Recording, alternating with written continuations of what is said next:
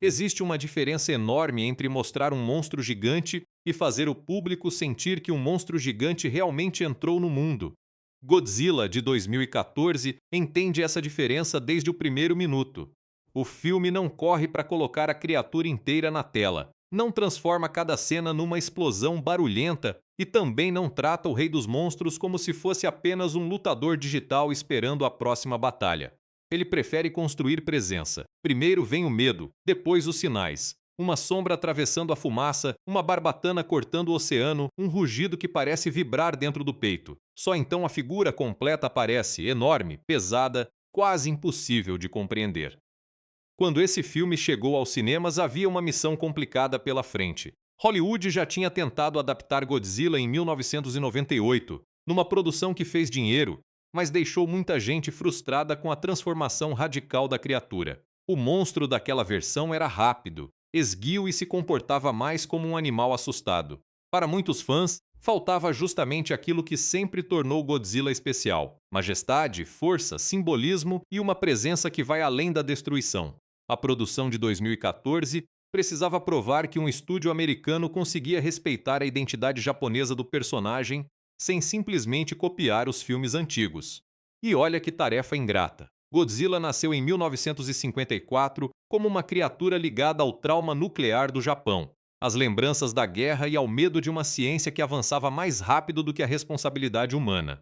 Ao longo das décadas, ele também virou herói. Vilão, protetor, ameaça, personagem infantil, ícone pop e astro de lutas absurdamente divertidas. Escolher apenas uma dessas versões seria reduzir uma história gigantesca. Gareth Edwards decidiu misturar várias. Seu Godzilla assusta como uma catástrofe, luta como um campeão ancestral e, ao mesmo tempo, funciona como uma espécie de mecanismo natural que surge quando o equilíbrio do planeta é ameaçado. A frase que resume o filme não é um grito de guerra militar. É uma constatação de impotência. A arrogância humana está em imaginar que a natureza obedece às nossas ordens. Essa ideia atravessa toda a história. Os governos escondem informações, cientistas tentam decifrar organismos antigos, soldados transportam armas nucleares e famílias comuns procuram sobreviver. Enquanto isso, as criaturas seguem uma lógica própria, muito mais antiga que fronteiras, exércitos ou cidades. O ser humano pensa que está conduzindo os acontecimentos, mas quase sempre está apenas correndo atrás deles. Por isso, Godzilla não aparece como um super-herói tradicional. Ele não chega porque alguém pediu socorro. Ele não olha para os humanos e decide salvá-los. Sua função é enfrentar os mutos, organismos gigantes que se alimentam de radiação e ameaçam se reproduzir. Se cidades inteiras estão no caminho, azar das cidades. Quando ele protege o equilíbrio, a humanidade acaba beneficiada, mas isso não significa que seja o centro de suas decisões. Essa distância é uma das escolhas mais interessantes do filme. O público pode torcer por Godzilla, mas nunca controla o que ele representa. Também existe uma experiência muito específica em assistir a essa produção numa tela grande. O som não parece vir somente das caixas do cinema. Ele ocupa o ambiente. Cada passo tem peso. Cada movimento de cauda desloca toneladas imaginárias. O rugido atualizado preserva a identidade clássica, porém ganha uma profundidade moderna que faz a sala inteira tremer. Não é um detalhe decorativo, é parte da personalidade da criatura. Antes mesmo de enxergarmos Godzilla por completo, já entendemos que alguma coisa colossal se aproxima. O curioso é que o filme provoca discussões até hoje justamente por causa de sua maior qualidade. Muita gente ama a paciência de Gareth Edwards. Outra parte do público se irrita com os cortes feitos no início das batalhas, com o tempo limitado do personagem título e com a insistência em acompanhar Ford Brody, o protagonista humano. Essa divisão não surgiu porque o filme não sabe o que quer. Pelo contrário, ele sabe exatamente. O objetivo é fazer cada aparição valer mais, guardar a visão completa para os momentos certos e tratar o espetáculo como recompensa, não como ruído permanente.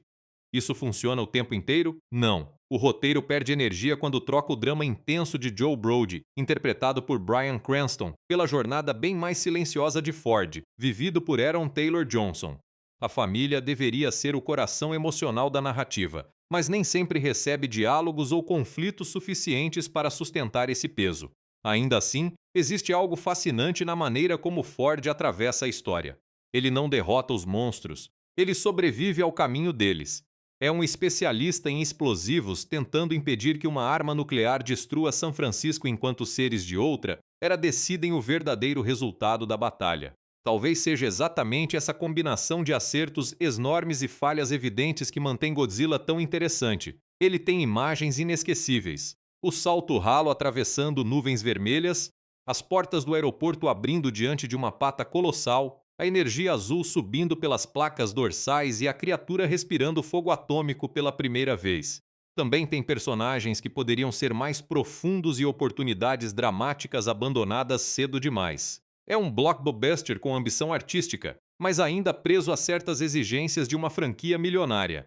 Só que, quando o filme encontra seu ritmo, pouca coisa produzida naquela década alcança a mesma sensação de grandeza. A câmera permanece perto do chão, prédios escondem partes dos monstros, aviões caem como brinquedos, pessoas olham para cima sem conseguir enxergar o corpo inteiro da ameaça.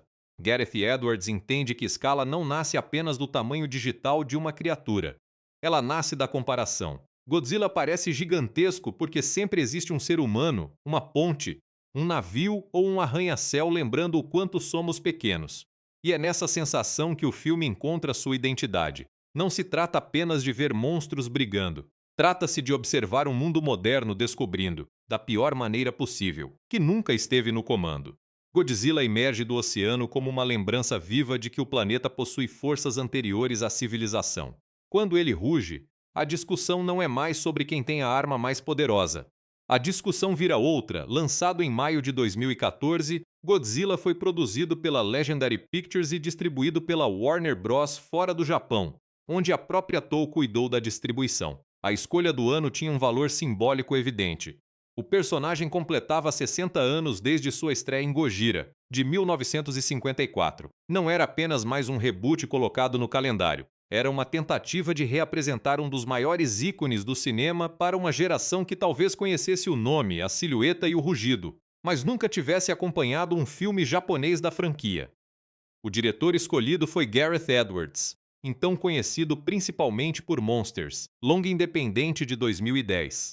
A produção daquele filme foi pequena, e Edwards acumulou funções, trabalhando de maneira muito próxima aos efeitos visuais. Monsters não escondia suas criaturas apenas por falta de dinheiro. A ausência criava atmosfera.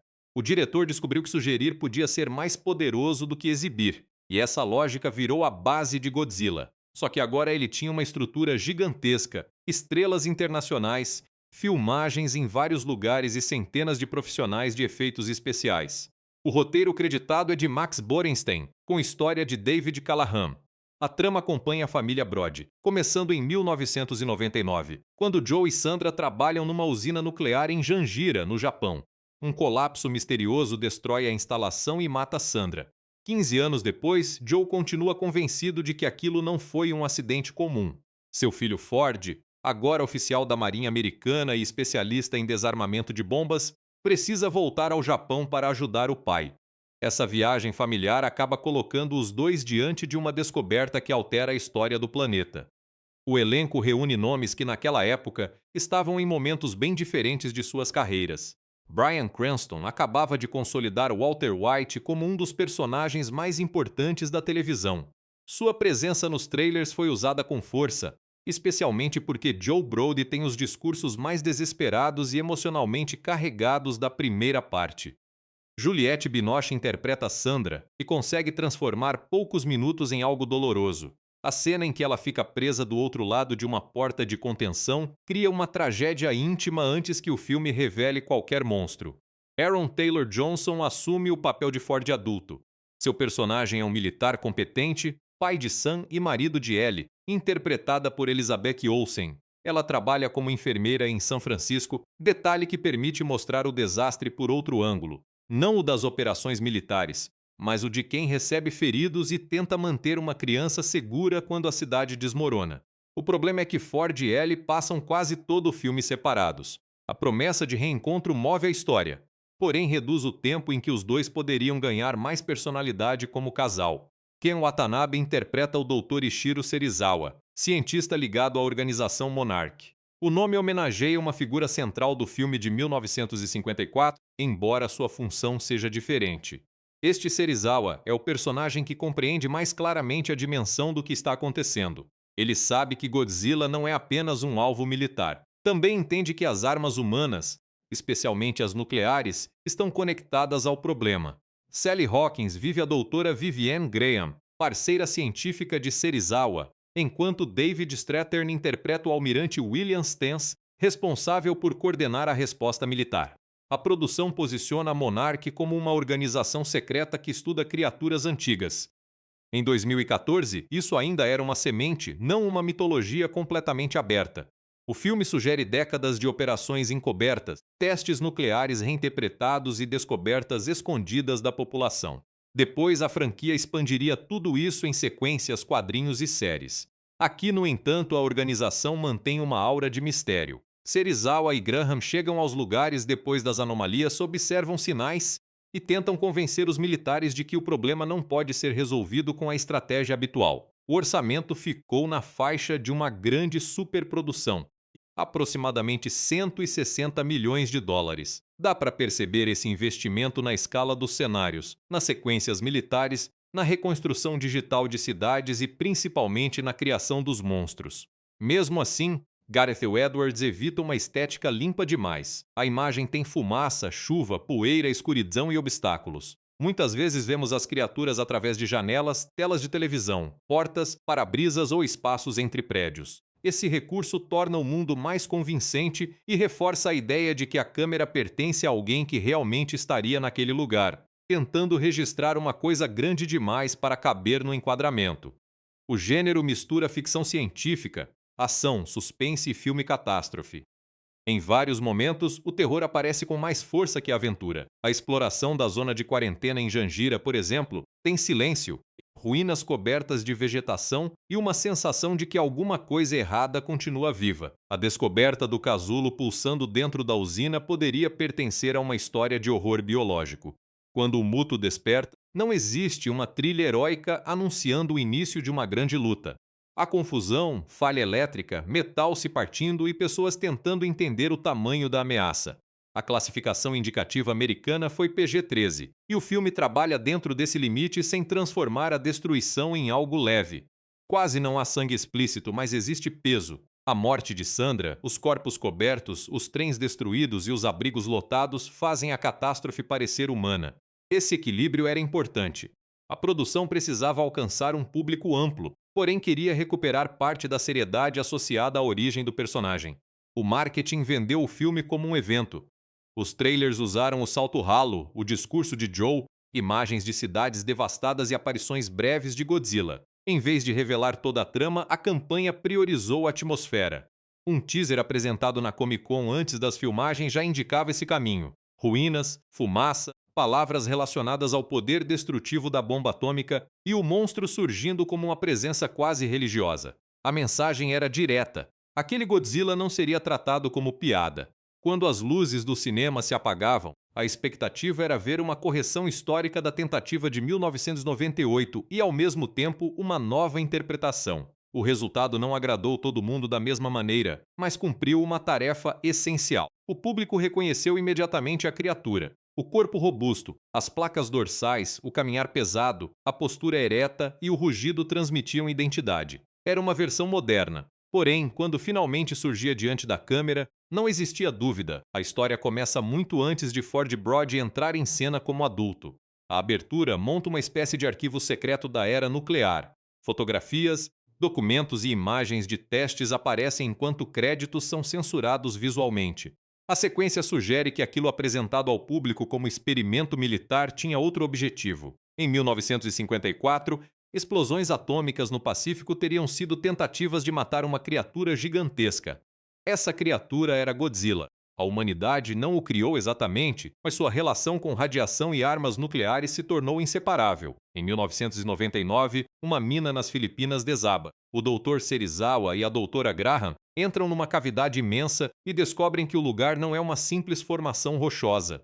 Há um esqueleto colossal, vestígio de uma criatura antiga, e dois objetos parecidos com esporos. Um deles permanece no local. O outro abriu caminho para fora e seguiu em direção ao oceano. A imagem já apresenta a lógica do filme. O mundo humano foi construído sobre coisas que não conhecia. Pouco depois, no Japão, Joe Brody identifica padrões sísmicos estranhos perto da usina nuclear de Janjira. Ele não acredita que sejam tremores comuns. As frequências parecem aumentar, como se alguma coisa estivesse se comunicando ou despertando. Joe tenta alertar a equipe, mas o desastre acontece rápido demais. A usina sofre uma ruptura violenta. Sandra e outros técnicos ficam presos na área contaminada, e Joe precisa tomar a decisão mais cruel de sua vida: fechar a porta de segurança antes que a radiação se espalhe. Bryan Cranston transforma essa cena no primeiro grande impacto emocional da produção. Joe observa a esposa do outro lado do vidro. Não existe uma despedida longa ou uma solução milagrosa. Ela entende o que vai acontecer e pede que ele cuide de Ford. O menino espera do lado de fora, sem compreender por que os alarmes tocam e por que os pais não voltam juntos. Em poucos minutos, o filme estabelece trauma, culpa e uma pergunta que permanecerá durante 15 anos. O governo declara que houve um acidente nuclear e cria uma zona de quarentena. Joe, porém, não aceita a explicação. Quando o encontramos no presente, ele vive obcecado por registros, mapas e sinais eletromagnéticos. Ford construiu a vida oposta. Entrou para a Marinha, casou, teve um filho e tentou deixar Janjira no passado. O reencontro entre pai e filho é desconfortável porque os dois carregam a mesma tragédia de modos diferentes. Joe precisa provar que não enlouqueceu. Ford precisa acreditar que pode seguir em frente. Uma prisão por invasão leva Ford de volta ao Japão. Joe foi detido ao tentar entrar na área proibida e seu filho viaja para buscá-lo. Em vez de voltar imediatamente para casa, Joe convence Ford a acompanhá-lo até a antiga residência da família. Ele quer recuperar discos com os dados sísmicos de 1999. A travessia da zona abandonada é uma das partes mais atmosféricas do filme. A vegetação tomou ruas e construções. Animais caminham por lugares onde antes havia pessoas. Tudo parece silencioso demais. A revelação mais perturbadora acontece quando os dois percebem que não existe radiação perigosa. Joe retira a máscara e respira normalmente. Se a usina realmente tivesse contaminado toda a região, aquilo não seria possível. A quarentena não protege o público de um acidente. Ela esconde outra coisa. Essa descoberta confirma a paranoia de Joe e, por alguns instantes, aproxima pai e filho. Ford finalmente começa a entender que os últimos 15 anos não foram apenas uma fuga da realidade. Soldados capturam os dois e os levam para a antiga usina. Lá dentro, a instalação continua ativa como centro de pesquisa. No lugar do reator destruído existe um organismo gigantesco envolvido numa estrutura parecida com um casulo. Durante anos, ele absorveu radiação. A Monarch monitorou seu crescimento, mas perdeu o controle. Joe observa os mesmos padrões de antes e percebe que o despertar está próximo. O Muto rompe a contenção numa sequência construída por falhas de energia. Luzes apagam. Equipamentos param. Cabos se rompem. O monstro não surge sob iluminação perfeita para uma pose. Ele aparece em pedaços, no meio de estruturas metálicas e desespero humano. É uma criatura alta, com membros angulares e cabeça que lembra uma mistura de inseto, réptil e máquina. Sua capacidade de emitir pulsos eletromagnéticos neutraliza sistemas elétricos ao redor, tornando inúteis muitas das ferramentas usadas para contê-lo. Joe é gravemente ferido durante a fuga. Levado de helicóptero, tenta falar com Ford sobre a necessidade de proteger a família. Sua morte encerra cedo demais o personagem mais emocionalmente intenso do filme.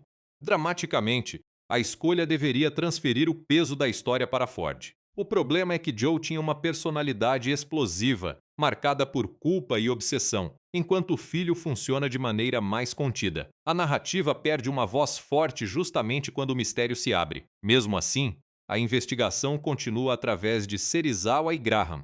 Eles explicam que o organismo pertence a uma espécie antiga, adaptada a um planeta que possuía níveis de radiação muito mais altos. Quando a energia diminuiu na superfície, essas criaturas recuaram para regiões profundas. A era nuclear ofereceu uma nova fonte de alimento. O Muto não atacou a usina por acaso. Ele foi atraído por aquilo que a humanidade acumulou.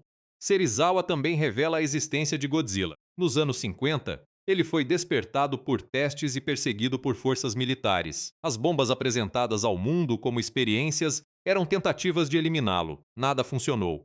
Para o cientista, Godzilla ocupa o topo de uma ordem natural. Ele caça criaturas como o Muto e reaparece quando esse equilíbrio é rompido. A partir daqui, o filme muda de escala. O drama de uma família se conecta a uma crise internacional. Navios acompanham uma massa enorme atravessando o Pacífico. Sensores detectam movimentos impossíveis. O Muto voador segue em busca de radiação, atacando alvos militares. Ford tenta voltar para São Francisco, onde ela e Sam aguardam sem entender o tamanho do perigo. Cada caminho humano, científico e militar começa a convergir para o mesmo confronto.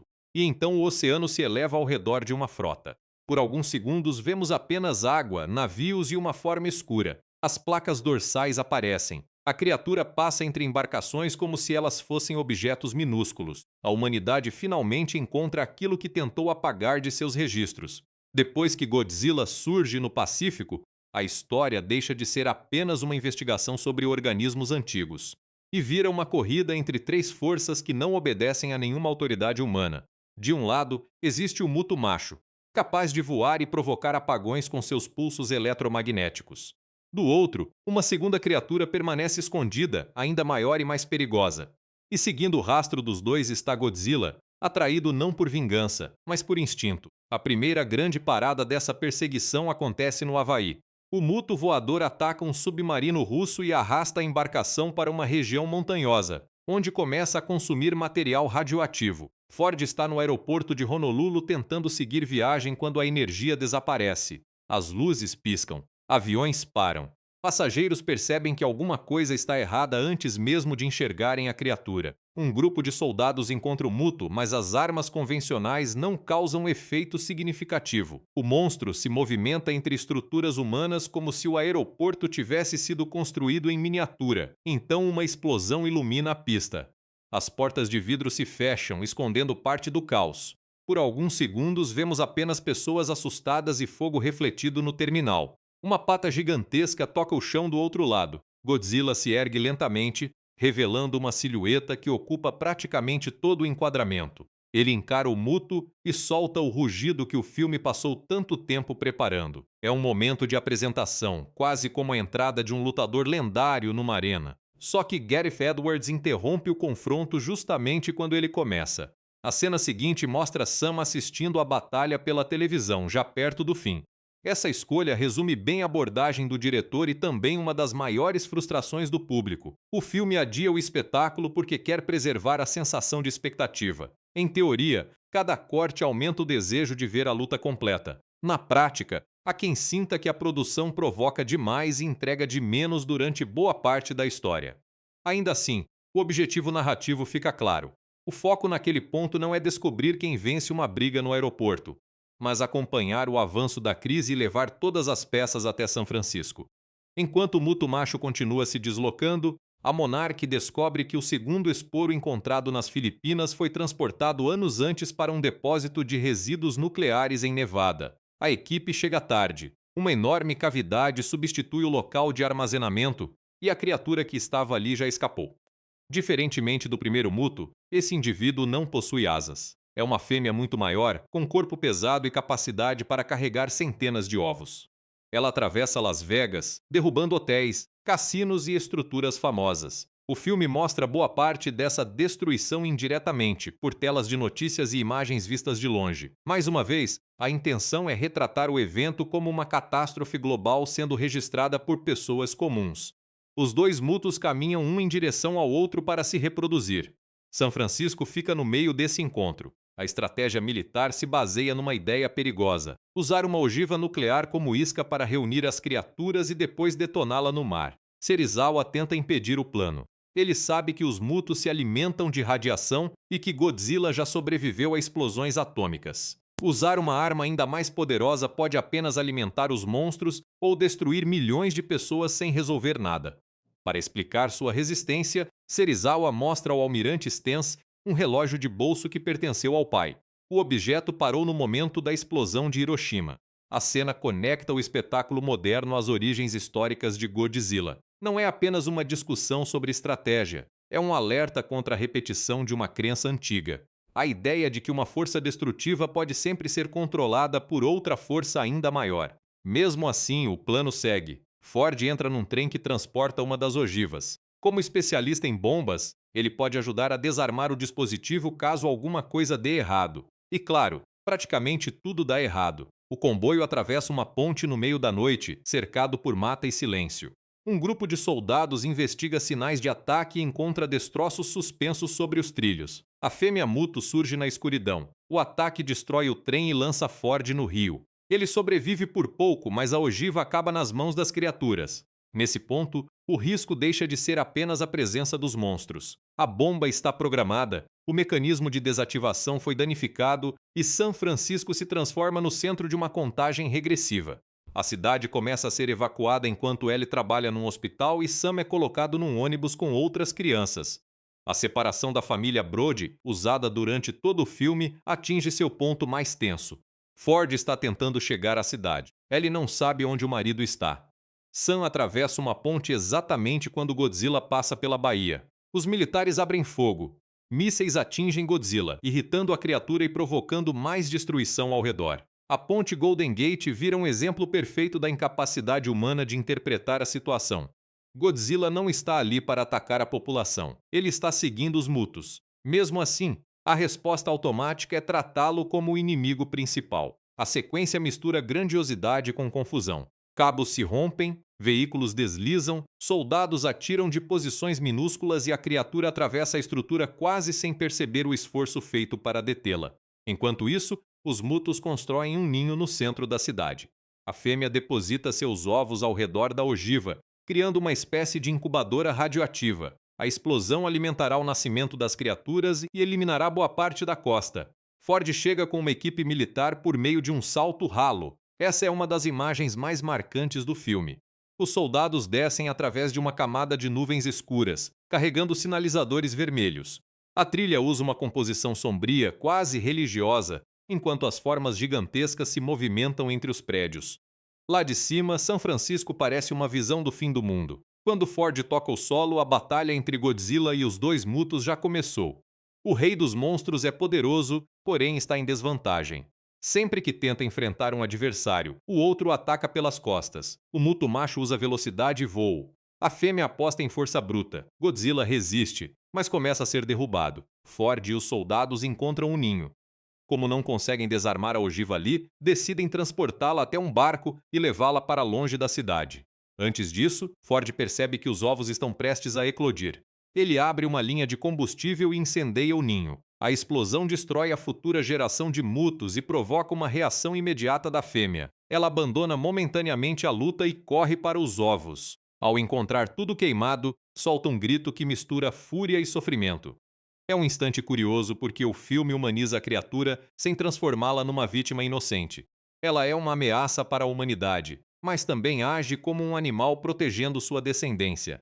Quando vê Ford perto dos restos do ninho, prepara-se para matá-lo. Então Godzilla recupera as forças. Suas placas dorsais começam a brilhar em sequência. A luz azul percorre suas costas, sobe pelo pescoço e se acumula na boca. Durante todo o filme, fãs aguardaram esse instante.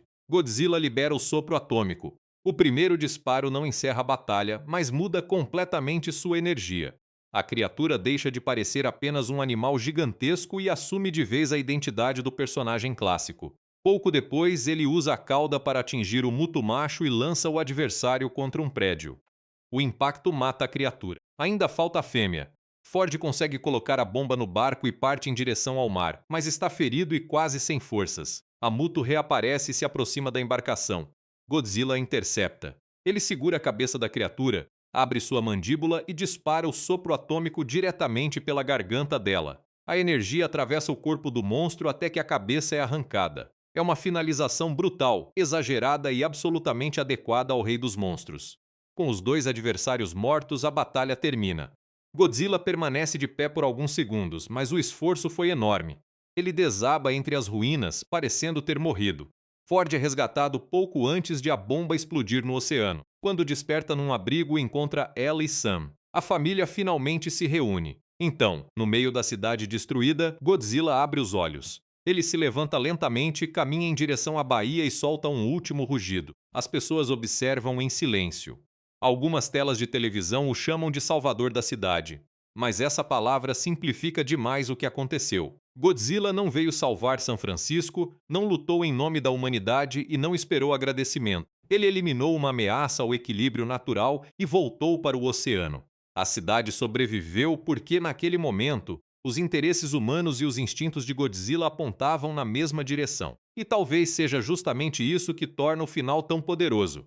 A humanidade não venceu. Ela apenas teve a sorte de não ser o alvo principal. Mesmo sendo um filme chamado Godzilla, a história passa a maior parte do tempo acompanhando seres humanos tentando sobreviver ao que acontece ao redor deles. Isso coloca uma responsabilidade enorme sobre os personagens.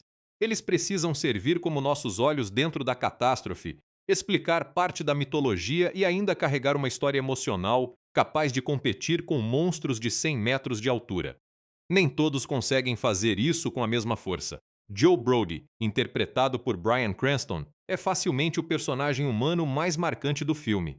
Ele começa como engenheiro responsável e atento, alguém que percebe anomalias onde os outros enxergam apenas pequenos problemas técnicos.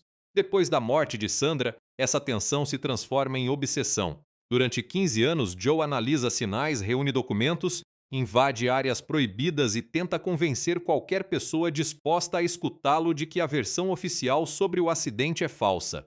O interessante é que ele poderia ter sido apresentado como um sujeito paranoico que perdeu contato com a realidade. O próprio Ford parece enxergá-lo dessa maneira no começo. Só que Joe está certo. Cada mapa rabiscado, cada gravação guardada e cada comportamento estranho nasce de uma tentativa desesperada de encontrar sentido na morte da esposa.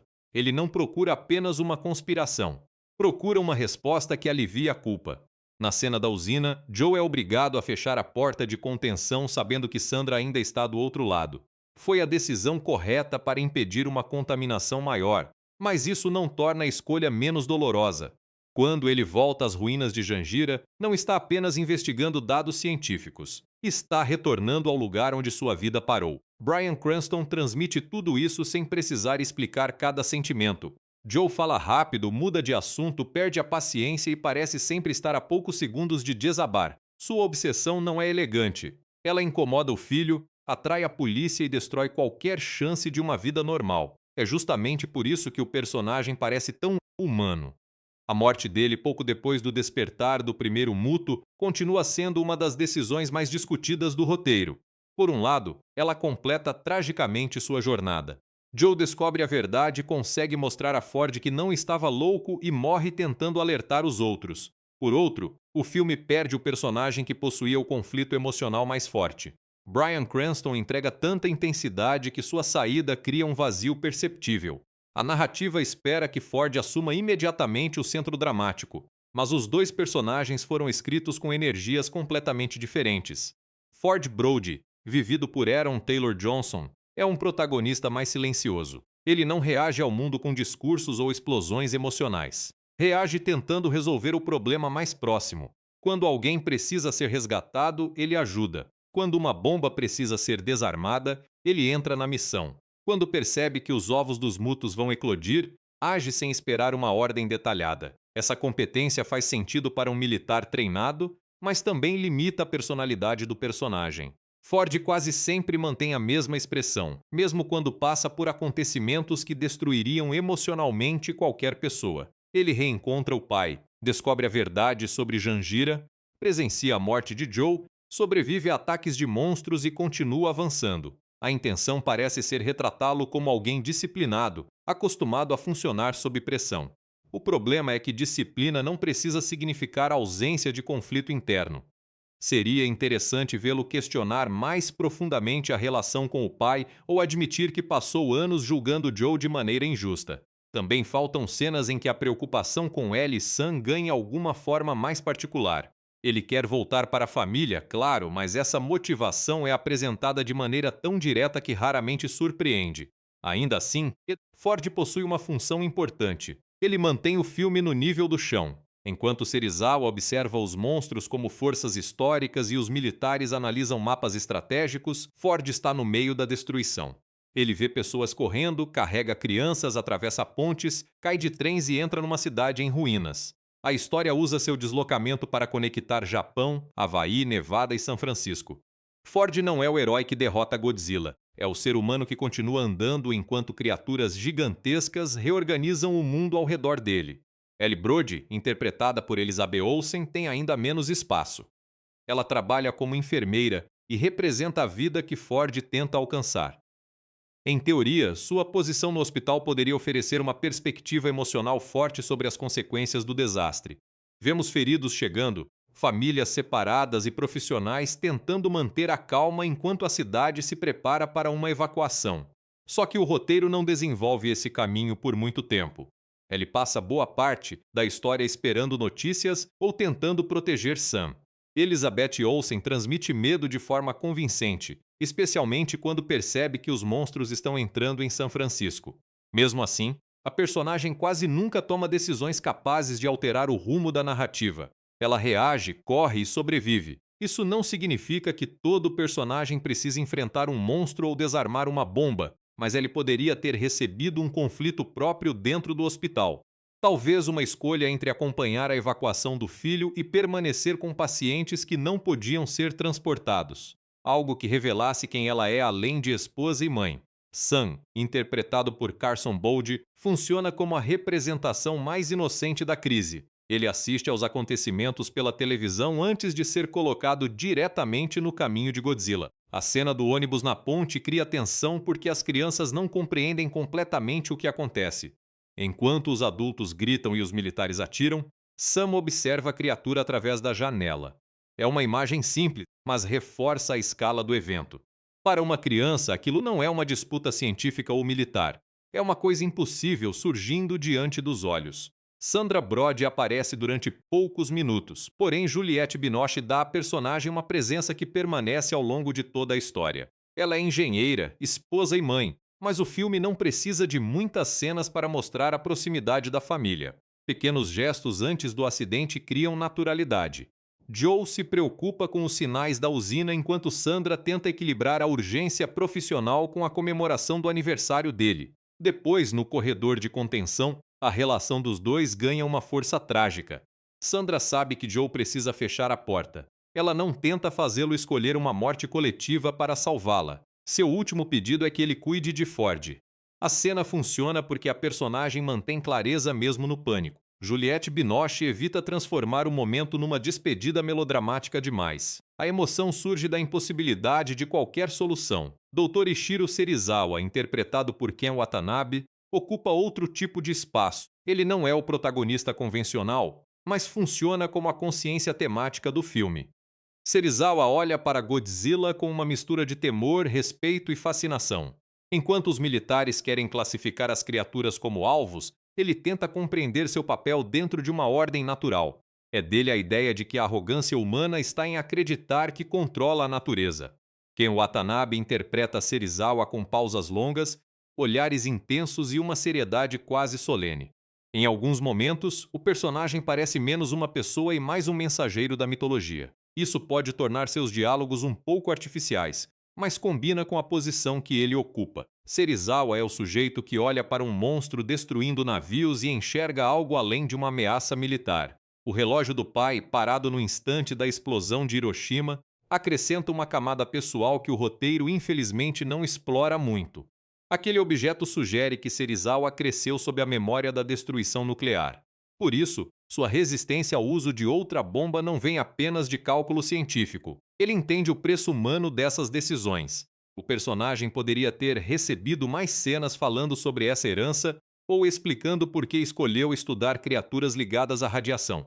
Mesmo com pouco desenvolvimento, Ken Watanabe faz cada aparição parecer importante. Doutora Vivienne Graham, vivida por Sally Hawkins, atua como parceira de Serizawa na Monarch. Ela costuma traduzir dados científicos, acompanhar descobertas e ajudar a construir a explicação sobre os mutos. Sua presença é inteligente e concentrada, mas o filme oferece quase nenhuma informação sobre sua vida ou motivação. Graham e Serizawa possuem uma dinâmica profissional convincente. Eles observam as criaturas de maneira diferente dos militares e parecem compartilhar anos de pesquisa. Ainda assim, o roteiro trata os dois principalmente como canais de exposição.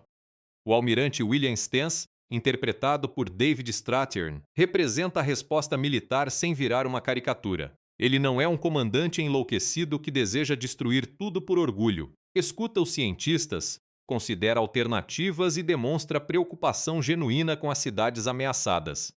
Quando decide seguir o plano nuclear, faz isso porque acredita não possuir uma opção melhor. Esse detalhe torna o conflito mais interessante. Serizawa não tenta convencer um vilão, tenta convencer um homem responsável por milhões de vidas, pressionado a tomar uma decisão em meio a informações incompletas. Stenz erra, mas o erro nasce da lógica humana de procurar uma ferramenta conhecida para enfrentar uma ameaça desconhecida. E então chegamos aos verdadeiros protagonistas não humanos. Os mutos não falam, mas possuem comportamento, objetivos e até uma relação entre si. O macho é menor, ágil e capaz de voar. A fêmea é enorme, pesada e direcionada pela necessidade de proteger o ninho. Quando se encontram, existe um breve momento de interação que revela uma ligação animal. O macho oferece material radioativo à fêmea, quase como parte de um ritual de acasalamento. Mais tarde, a reação dela à destruição dos ovos mostra dor e fúria. O filme não pede que o público torça pelos mutos, mas também não os trata como máquinas malignas. Eles não querem dominar o mundo por ambição. Estão tentando alimentar-se e reproduzir-se. O problema é que a continuidade de sua espécie representa o fim de cidades inteiras. Godzilla, por sua vez, é construído como uma personalidade através do movimento. Ele caminha com peso, observa os adversários, demonstra cansaço e reage aos golpes. Seu rosto transmite mais do que parece à primeira vista. Durante a batalha final, existem instantes em que Godzilla parece avaliar a situação antes de atacar. Quando cai, o corpo demonstra exaustão. Quando se levanta no final, há uma dignidade quase régia. É por isso que o título Rei dos Monstros combina tão bem com essa versão. Ele não precisa agir como um ser humano para possuir presença dramática. Godzilla é paciente, resistente e brutal quando encontra uma abertura. Não desperdiça energia. Recebe golpes, espera e responde com violência definitiva. A cauda que elimina o muto macho e o sopro atômico disparado dentro da garganta da fêmea revelam um lutador experiente. Ao mesmo tempo, o filme nunca esclarece completamente o que ele pensa. Quando troca um olhar breve com Ford, existe um instante de reconhecimento, mas não uma amizade. Godzilla percebe o humano. Talvez compreenda que ambos estão exaustos e cercados pela destruição. Depois, cada um continua seu caminho.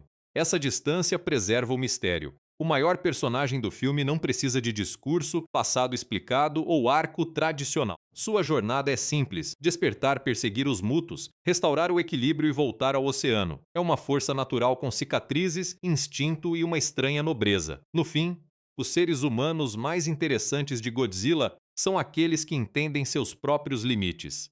Joe percebe que a verdade é maior do que sua tragédia pessoal. Serizawa aceita que nem toda força pode ser controlada. Ford descobre que sua habilidade serve para salvar algumas vidas, não para comandar o resultado da batalha. E Godzilla?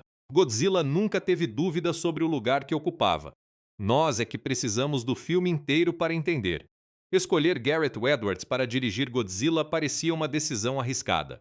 Antes dessa produção, ele tinha comandado apenas um longa de destaque, Monsters, lançado em 2010. Era um filme pequeno, feito com recursos limitados e uma equipe reduzida. Edwards participou diretamente de várias etapas, inclusive dos efeitos visuais. Agora, de repente, estava no comando de uma das criaturas mais famosas da história do cinema, cercado por um orçamento gigantesco, centenas de profissionais e expectativas vindas de dois lados diferentes. Os fãs japoneses queriam respeito ao personagem original. O público de blockbusters queria espetáculo. O estúdio precisava de uma franquia. E Gareth Edwards queria criar uma experiência de descoberta, como se o espectador estivesse vendo Godzilla pela primeira vez. Essa última ideia define praticamente todas as escolhas de direção. Edwards não apresenta o monstro de maneira imediata. Ele constrói uma escada de revelações. Primeiro aparecem registros antigos, pegadas, esqueletos e sinais sísmicos. Depois percebemos movimentos no oceano. Mais tarde, vemos partes do corpo como as placas dorsais e as patas. A imagem completa é guardada para um momento específico. Não se trata apenas de esconder o monstro. Trata-se de ensinar o público a esperar por ele. Essa estratégia lembra filmes em que a ameaça ganha poder justamente porque permanece fora do enquadramento. O espectador imagina o tamanho, a forma e o perigo antes que a câmera confirme qualquer coisa. Quando Godzilla finalmente surge inteiro, o impacto nasce de tudo que foi acumulado antes. Gareth Edwards também toma uma decisão fundamental sobre o ponto de vista. Quase sempre vemos as criaturas a partir da altura dos seres humanos. A câmera fica dentro de carros, corredores, helicópteros, abrigos ou prédios. Mesmo quando utiliza planos amplos, existe algum elemento que ajuda a comparar as dimensões. Uma ponte, um navio, um aeroporto, uma montanha ou uma fileira de arranha-céus. Isso impede que os monstros pareçam bonecos digitais flutuando num espaço sem referência. Eles ocupam um mundo reconhecível. O enquadramento raramente consegue mostrar seus corpos com conforto. Godzilla é cortado pelas bordas da tela, escondido pela fumaça ou parcialmente coberto por estruturas. Essa dificuldade visual é proposital. Uma pessoa parada no chão não conseguiria contemplar tranquilamente uma criatura daquele tamanho. Teria de virar a cabeça, procurar um ângulo ou se afastar para entender o que está vendo. O filme tenta reproduzir essa limitação. Existe uma imagem simples que explica muito bem a direção de Edwards: a pata de Godzilla aparecendo no aeroporto do Havaí. O plano começa com passageiros assustados dentro do terminal.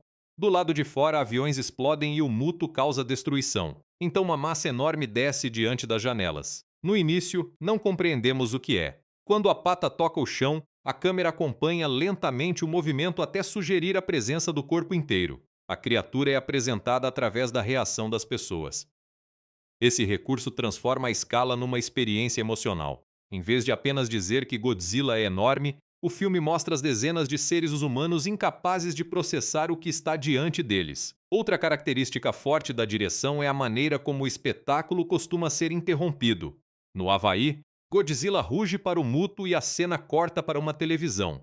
Em Las Vegas, grande parte da destruição aparece por meio de transmissões jornalísticas. Há batalhas que acontecem ao fundo enquanto os personagens humanos correm em primeiro plano. Para alguns espectadores, isso foi frustrante. A campanha de divulgação prometia um confronto gigantesco, e o filme parecia recuar sempre que a ação começava. Só que essa escolha revela uma preferência clara de Edwards. Ele não quer transformar os monstros em elementos comuns. Se a câmera mostrasse 15 minutos de luta logo na primeira metade, a aparição seguinte perderia parte da força. O diretor tenta manter uma espécie de reverência. Cada movimento de Godzilla precisa parecer um acontecimento. O problema é que a repetição dos adiamentos pode quebrar o envolvimento. Existe uma diferença delicada entre criar expectativa e negar a recompensa. Edwards encontra esse limite algumas vezes, principalmente porque os personagens humanos nem sempre possuem força suficiente para ocupar o espaço deixado pelos monstros. Quando o filme corta uma batalha para acompanhar Joe Brody, a troca poderia funcionar, já que ele possui urgência emocional. Quando corta para Ford realizando mais uma etapa de sua viagem, parte do público sente que saiu da história mais interessante para entrar numa narrativa menos intensa. Isso mostra como direção e roteiro dependem um do outro. A câmera pode preservar o mistério de Godzilla, mas precisa oferecer algo igualmente poderoso durante sua ausência. Ainda assim, quando chega ao confronto final, toda a contenção produz resultado. A luta em São Francisco parece maior porque não foi banalizada antes. Godzilla enfrenta os dois mutos no meio de fumaça, escuridão e prédios destruídos. Edwards não abandona completamente o ponto de vista humano, porém permite que a batalha ganhe mais espaço. Os golpes possuem pausas. Os corpos demonstram peso. Não existe aquela velocidade exagerada em que criaturas gigantes se movem como lutadores de tamanho normal. Godzilla demora para virar, levantar ou mudar de direção. Quando cai sobre uma construção, sentimos que uma quantidade absurda de massa atingiu o chão. Essa lentidão não diminui a intensidade. Ela cria impacto. A visão criativa também aparece na maneira como o filme mistura ficção científica com imagens quase mitológicas. Serizawa fala de equilíbrio natural, mas a câmera muitas vezes trata Godzilla como uma divindade antiga. Ele emerge do mar cercado por navios. Surge entre fumaça e fogo, caminha pela cidade enquanto pessoas observam de baixo. No último plano, retorna ao oceano como se estivesse voltando para um domínio que sempre lhe pertenceu. O salto ralo é talvez o exemplo mais evidente dessa abordagem. Os soldados mergulham de uma altura enorme enquanto rastros vermelhos atravessam o céu. A cidade abaixo está coberta por nuvens e incêndios. Por alguns instantes, parece que eles estão descendo ao inferno. A trilha, o ritmo e os movimentos lentos retiram a sequência do campo de uma operação militar comum. A missão ganha um tom ritualístico. Os homens estão entrando num território dominado por forças que não compreendem. A direção de atores segue um caminho contido. Bryan Cranston é a grande exceção. Joe Brody grita, chora, perde a paciência e coloca toda a dor para fora. Os outros personagens são conduzidos com mais silêncio. Ken Watanabe observa. Aaron Taylor Johnson-Age e David Strathairn calcula decisões. Essa sobriedade combina com o tom sério, mas também deixa algumas relações frias. Edwards parece mais interessado em pessoas reagindo à dimensão dos acontecimentos do que em longas cenas de diálogo revelando intimidade. A família Brody funciona como uma linha que atravessa o desastre, não como um estudo profundo de relacionamento. É uma escolha compreensível, embora limite o impacto do reencontro final. Visualmente, o diretor evita cores excessivamente brilhantes. O mundo possui tons de cinza, azul, verde e marrom, frequentemente cobertos por névoa, chuva ou poeira. Quando uma cor forte aparece, ganha importância. Os sinalizadores vermelhos do salto ralo se destacam contra as nuvens. O brilho azul do sopro atômico rompe a escuridão da batalha. O fogo espalhado pelas cidades cria pontos de luz no meio de uma imagem quase sufocante. Esse controle visual ajuda o filme a parecer parte de um único universo. Mesmo passando por Japão, Havaí, Nevada e Califórnia, existe uma atmosfera constante de instabilidade. O céu parece pesado. As estruturas humanas parecem frágeis. Alguma coisa sempre ameaça surgir além do quadro. Edwards também demonstra preocupação em não transformar a destruição numa festa completamente vazia. Las Vegas desaba de maneira espetacular, mas outras cenas mostram pessoas comuns lidando com as consequências. Há abrigos, hospitais, evacuações e famílias tentando encontrar crianças. O filme não aprofunda cada tragédia individual, porém lembra que os edifícios destruídos não estavam vazios. Essa seriedade aproxima a produção do espírito mais sombrio das origens de Godzilla, mesmo que a história de 2014 tenha objetivos diferentes do filme japonês de 1954. No original, a criatura representa diretamente um trauma nuclear e a devastação causada pelo poder humano. Na versão de Edwards, Godzilla se aproxima mais de uma resposta da natureza. A radiação continua no centro da mitologia, mas agora as armas nucleares alimentam organismos antigos e atraem forças que estavam adormecidas. O medo não nasce somente da bomba.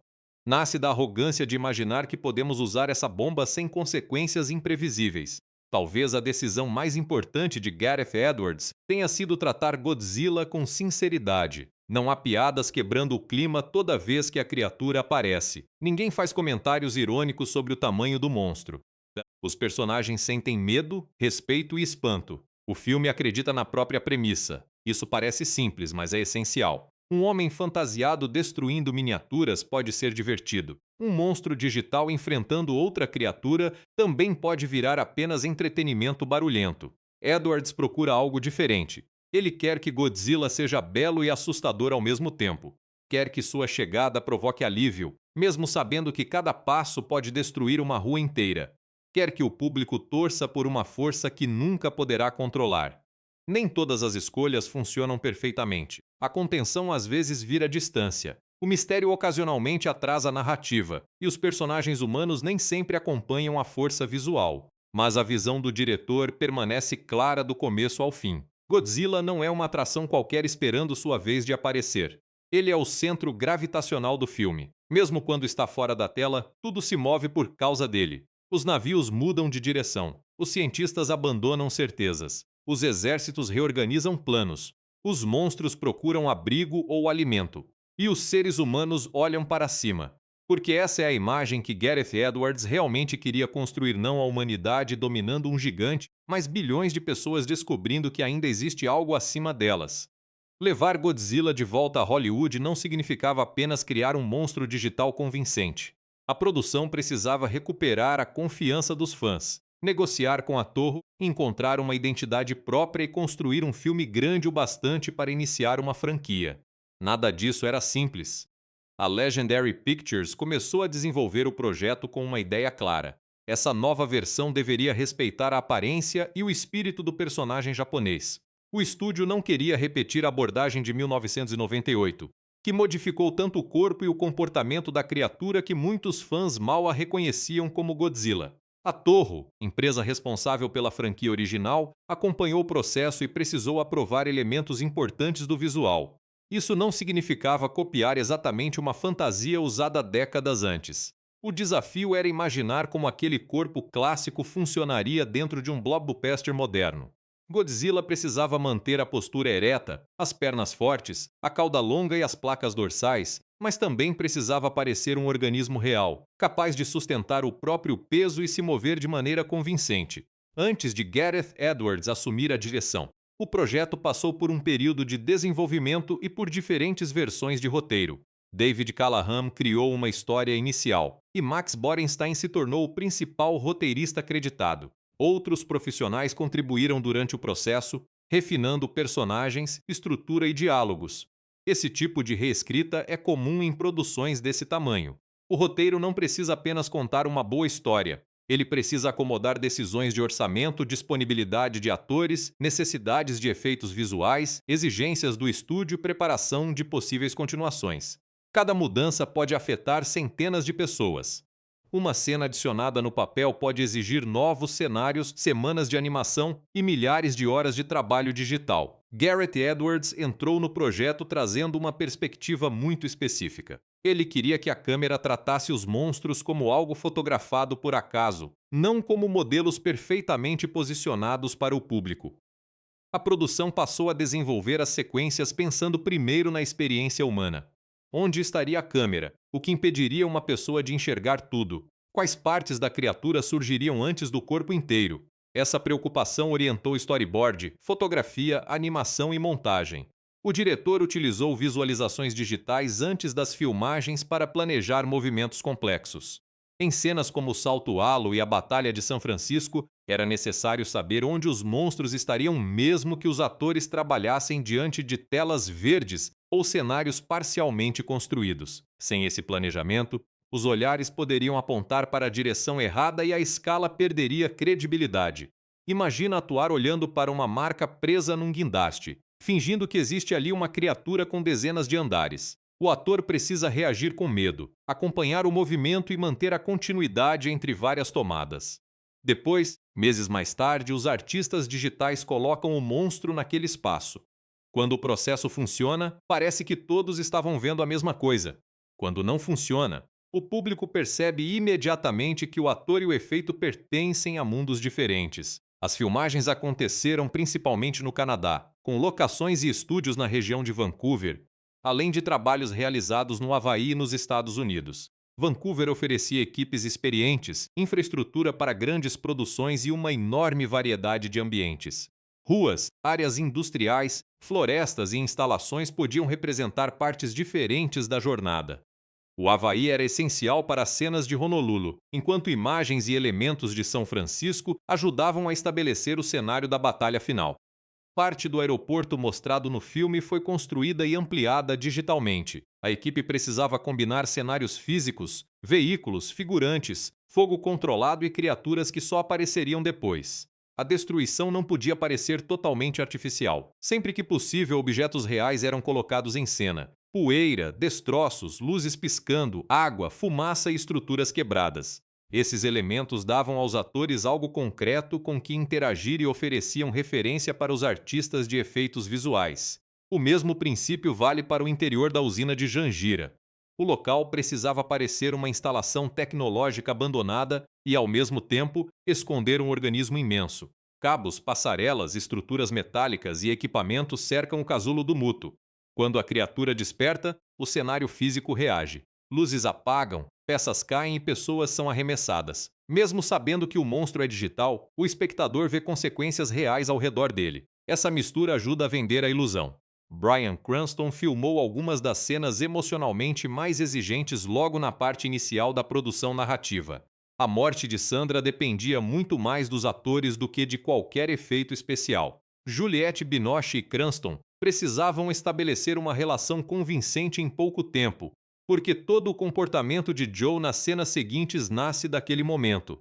A porta entre os personagens não representa apenas uma barreira física. Ela marca a separação entre a vida que Joe conhecia e os 15 anos de obsessão que viriam depois. O marketing destacou Cranston intensamente, aproveitando sua popularidade após Breaking Bad. Isso levou parte do público a imaginar que Joe seria o protagonista de todo o filme. Quando o personagem morreu cedo, muita gente se sentiu enganada. Do ponto de vista da produção, a campanha fazia sentido porque Cranston era uma presença reconhecível e suas cenas tinham enorme força dramática. Só que o resultado criou uma expectativa que o roteiro não pretendia cumprir. Aaron Taylor Johnson enfrentou um desafio bem diferente. Grande parte de seu trabalho envolvia ação física, correr por cenários destruídos, atravessar água, carregar equipamentos militares e reagir a ameaças invisíveis. Ford passa quase todo o filme em movimento. O personagem viaja do Japão ao Havaí, atravessa o território americano e termina no centro de São Francisco.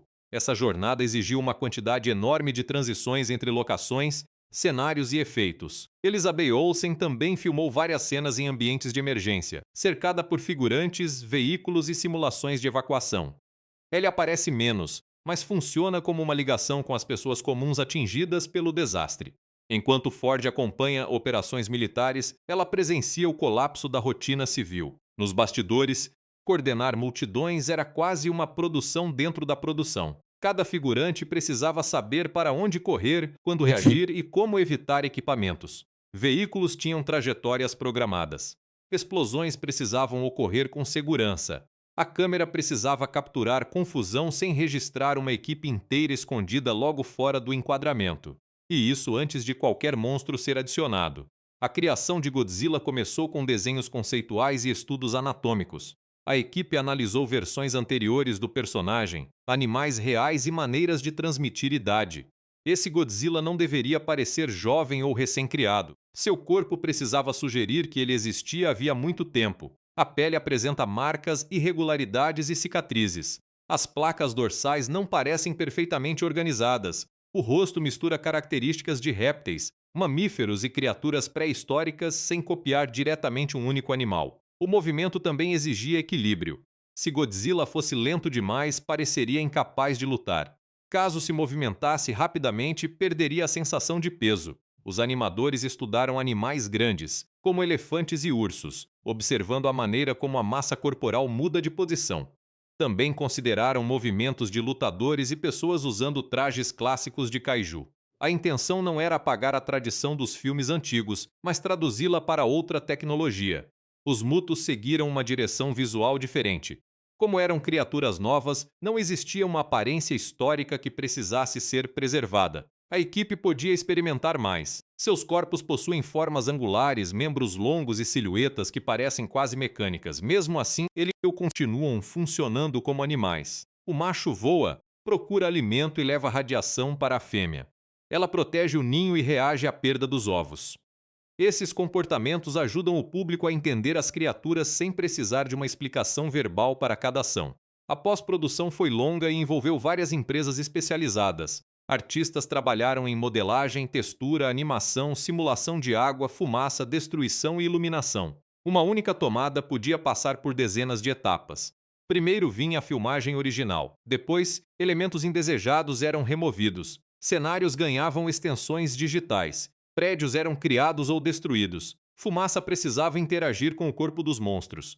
Reflexos eram adicionados às superfícies. Finalmente, tudo era ajustado para parecer parte da mesma imagem. A água foi um desafio especialmente importante. Godzilla passa boa parte da história no oceano, e a maneira como a água reage determina sua escala. Se as ondas fossem pequenas demais, ele pareceria um boneco. Se fossem exageradas, a cena perderia realismo. A equipe precisava calcular o deslocamento causado pelo corpo, a espuma formada ao redor das placas e o movimento dos navios próximos.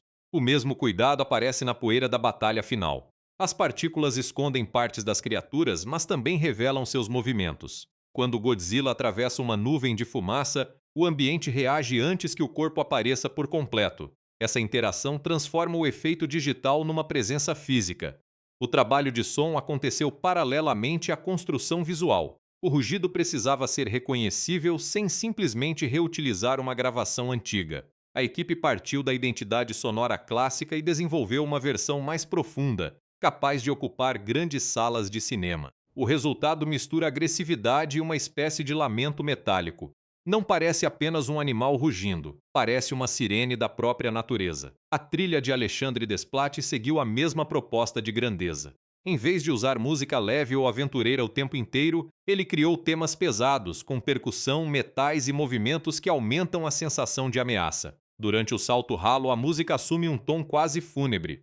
Na batalha, ajuda a transformar os monstros em figuras míticas. Quando todas essas áreas finalmente se encontram, atuação, cenários, fotografia, animação, som e música, surge a ilusão de que Godzilla realmente caminhou por aquelas cidades.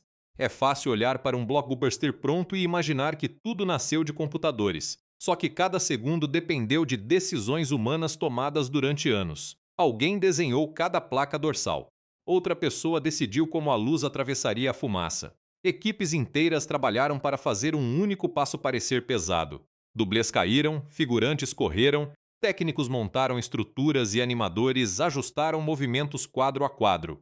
Talvez essa seja a grande ironia da produção. O filme conta uma história sobre a insignificância humana diante de forças gigantescas, mas foram milhares de seres humanos, trabalhando em detalhes quase invisíveis, que fizeram essas forças parecerem reais. Se a direção de Gareth Edwards determina como o público deve enxergar Godzilla, os departamentos técnicos são responsáveis por fazer essa visão parecer real. E aqui está uma das maiores qualidades do filme: quase tudo trabalha na mesma direção. Fotografia, som, efeitos visuais, montagem e design de produção tentam convencer a gente de que aquelas criaturas realmente possuem peso. Elas não parecem apenas imagens colocadas sobre cidades. Parecem corpos enormes ocupando espaço, empurrando água, bloqueando luz e transformando tudo ao redor. A fotografia de Seamus McGarvey evita a aparência brilhante e limpa de muitos blockbusters. As imagens costumam ser escuras, cobertas por fumaça, chuva ou poeira. Mesmo durante o dia, existe uma sensação de instabilidade. O céu raramente parece completamente aberto. Alguma camada visual separa os personagens daquilo que está acontecendo. Em alguns momentos, essa escolha dificulta enxergar detalhes da ação, especialmente em telas mal configuradas. Só que ela também cria atmosfera. Godzilla fica mais assustador quando parte de seu corpo desaparece na escuridão. Os mutos parecem mais estranhos quando suas formas são reveladas por relâmpagos, incêndios ou luzes de emergência. A câmera utiliza muitos enquadramentos próximos ao ponto de vista humano. Quando Godzilla atravessa uma cidade, não vemos apenas um plano aéreo perfeito mostrando cada movimento. Enxergamos sua passagem através de janelas, entre prédios ou por trás de estruturas. Essa composição cria profundidade. Existe algo no primeiro plano, alguma coisa no meio e, ao fundo, uma criatura grande demais para caber confortavelmente na imagem. No aeroporto do Havaí, por exemplo, as janelas do terminal funcionam como moldura. As pessoas estão dentro, o fogo ocupa a pista e Godzilla surge além do vidro. A câmera não entrega uma visão limpa. Ela mostra o que alguém naquele lugar conseguiria enxergar. O mesmo acontece durante o salto ralo. Quando Ford e os soldados atravessam as nuvens, a cidade aparece aos poucos. Primeiro existem apenas fumaça e sinalizadores vermelhos. Depois surgem incêndios, prédios e silhuetas gigantescas. A sequência possui uma beleza estranha. Tudo indica morte e destruição, mas a imagem é cuidadosamente composta, quase como uma pintura apocalíptica. O uso de cor ajuda bastante. Grande parte do filme trabalha com tons frios, principalmente azul, cinza e verde.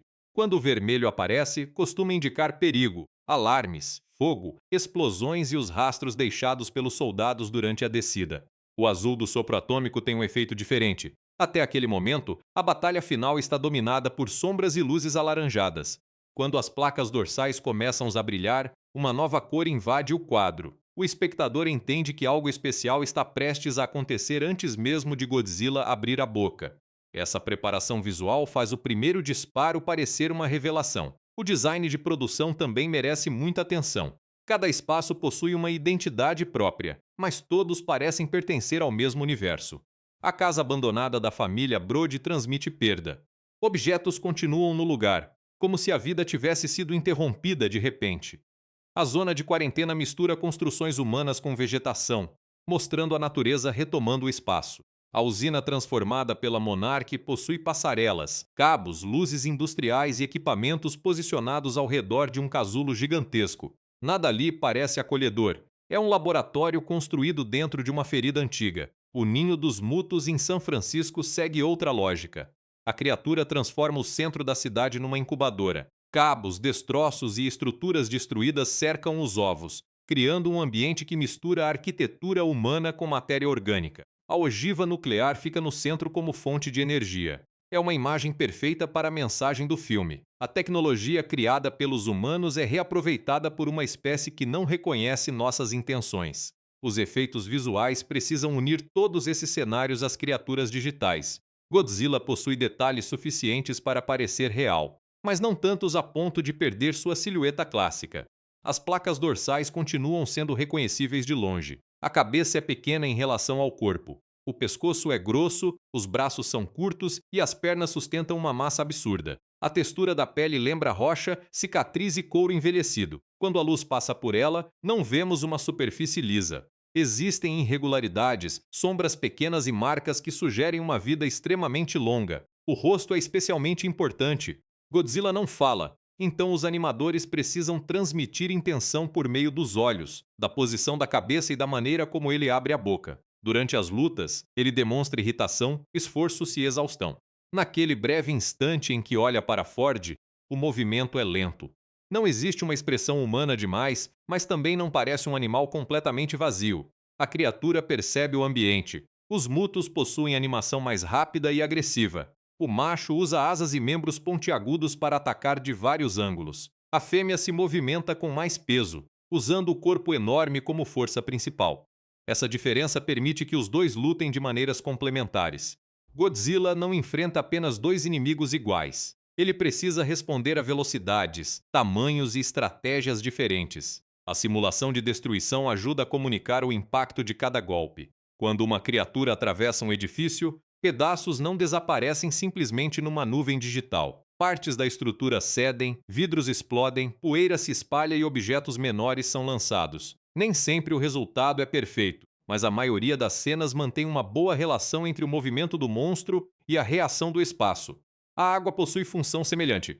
Quando Godzilla nada perto dos navios, o oceano revela o tamanho do corpo escondido. As placas cortam a superfície, ondas batem nas embarcações e grandes volumes se deslocam. Quando ele entra em Honolulu, a água avança pelas ruas antes de sua aparição completa.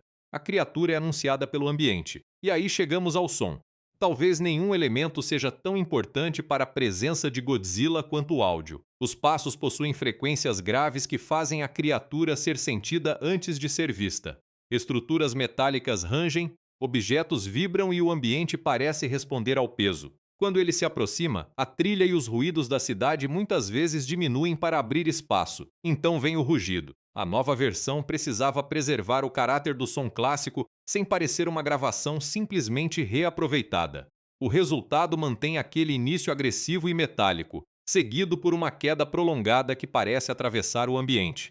É um som impossível de confundir com o rugido de um animal comum. Também existe personalidade nele. O primeiro rugido completo funciona como desafio. Durante a batalha, os sons ficam mais curtos e violentos.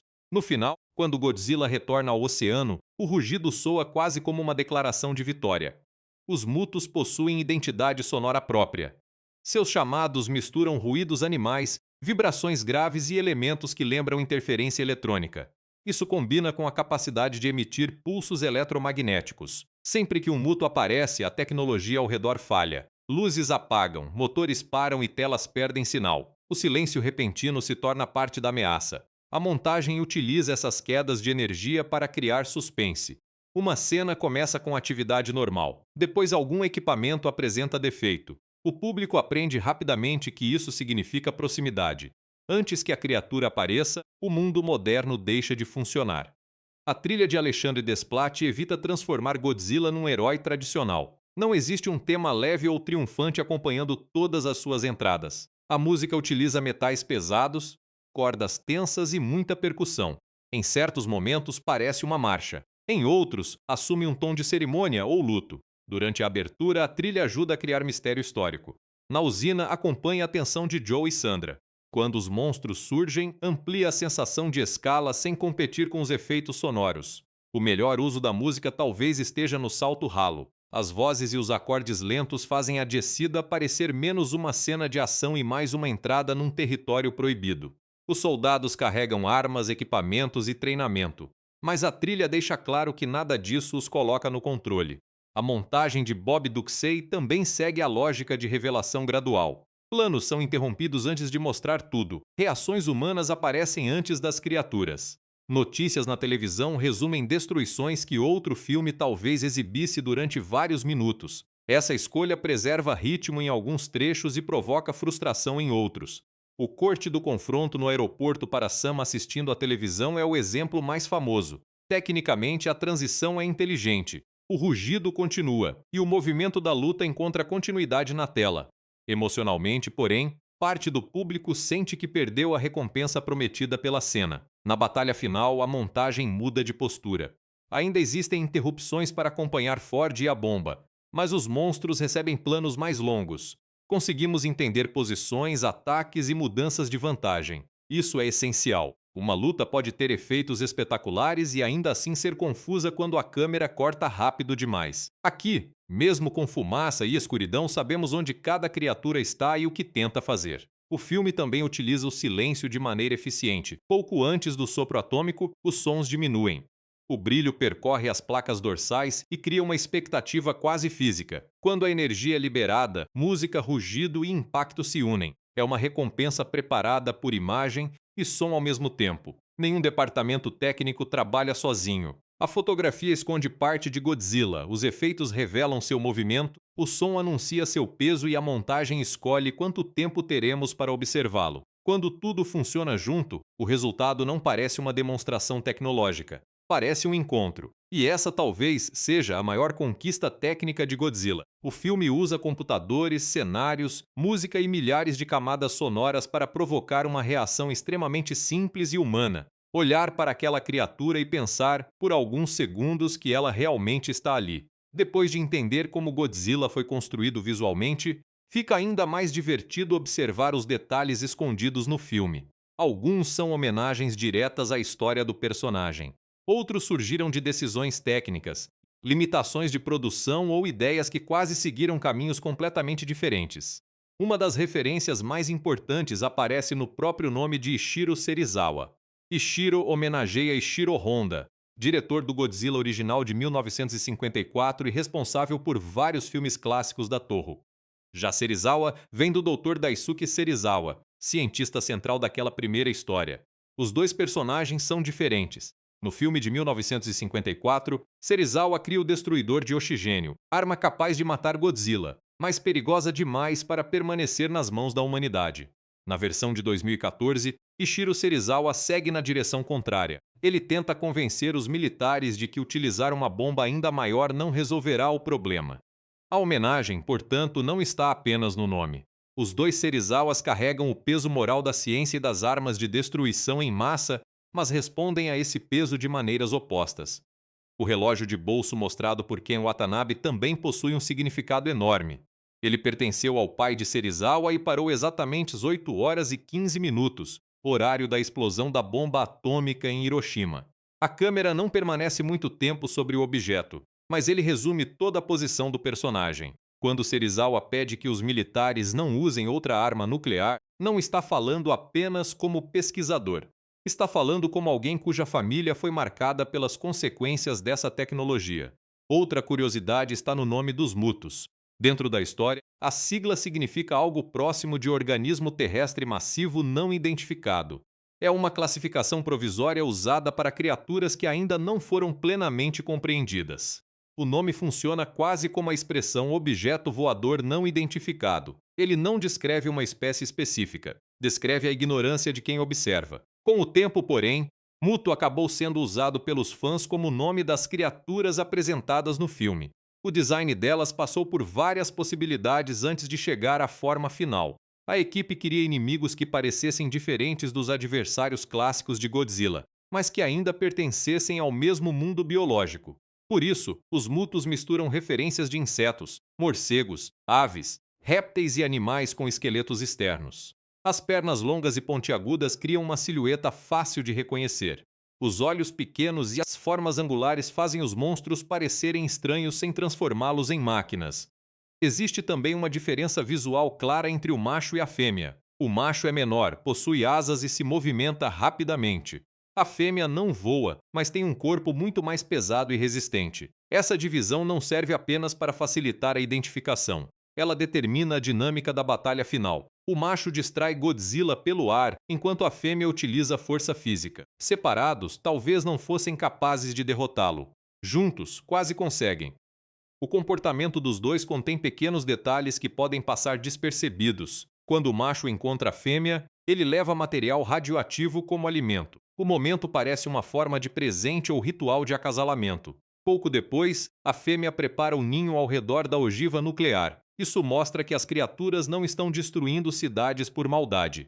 Elas seguem um ciclo natural de alimentação e reprodução. Para nós, esse ciclo seria uma catástrofe global. Para elas, é apenas sobrevivência. Uma cena que ajuda a reforçar essa ideia acontece quando Ford incendeia os ovos. A fêmea abandona a luta imediatamente e corre até o ninho. O grito emitido quando ela encontra a descendência destruída não soa como um rugido de ameaça. Parece dor. Por alguns segundos, o filme permite que o público enxergue humanidade numa criatura que, minutos antes, parecia apenas um monstro inimigo. Esse momento torna a batalha mais interessante porque a vilã não é exatamente maligna.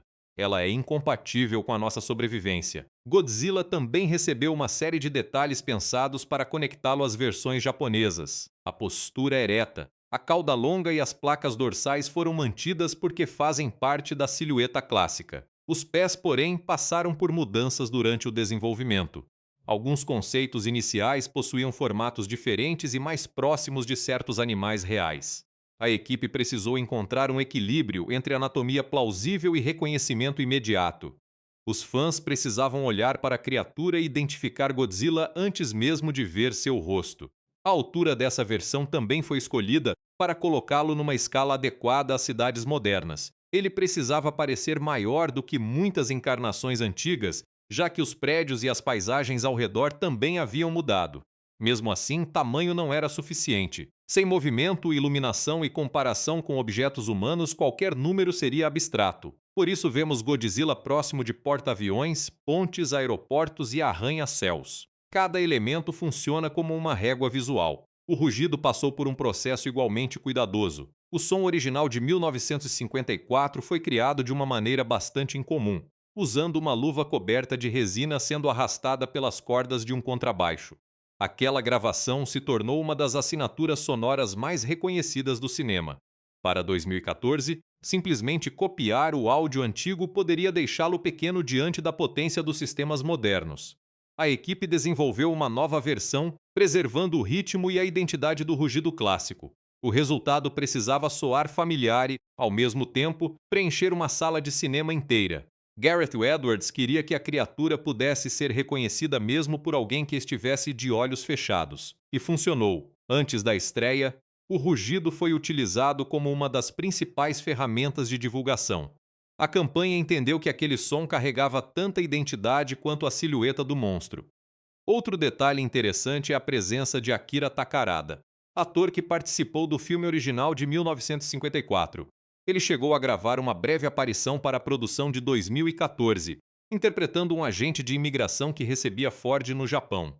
A cena acabou removida da montagem final. Gareth Edwards afirmou posteriormente que a decisão foi dolorosa, especialmente por causa da importância histórica do ator. Takarada ainda apareceu na estreia, e sua participação deletada permaneceu como uma espécie de ponte simbólica entre as duas eras. Também existiam outras cenas planejadas ou filmadas que não chegaram ao corte exibido nos cinemas. Como acontece em quase toda grande produção, a montagem precisou reduzir personagens, encurtar diálogos e eliminar momentos que diminuíam o ritmo. Algumas dessas escolhas ajudam a explicar por que certas relações parecem pouco desenvolvidas.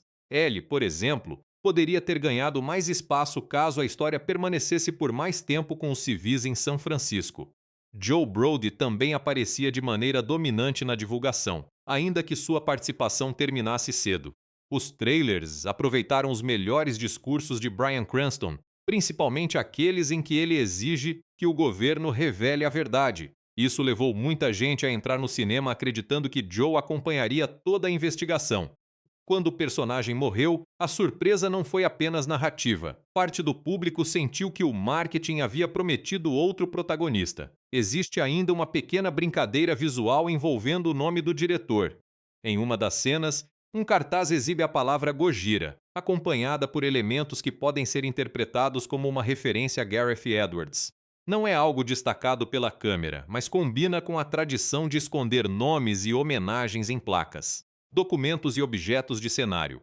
O filme também inclui referências à cultura japonesa sem transformar cada uma delas num anúncio.